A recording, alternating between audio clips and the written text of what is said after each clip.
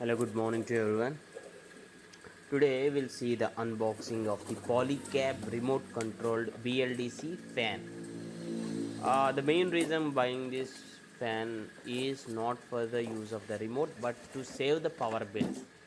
I heard that BLDC fans really save power bill. I bought this on Amazon. See here, Amazon. This is the Amazon bill, and these are the wings. Yeah, Polycab. See here, if you see the branding. 1200 and this is the head of the fan.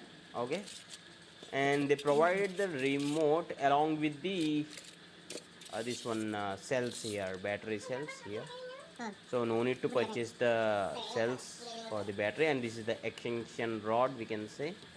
Yeah, the main BLDC head or the fan is here. I'll install this everything and I'll show you here now, and later once I use this I'll do a complete review.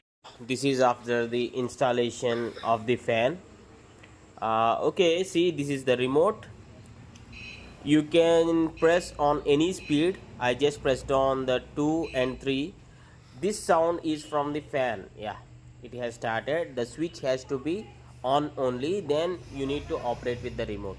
Please do comment which fan, which brand fan currently you're using in the comments, and who else are using this BLDC fans.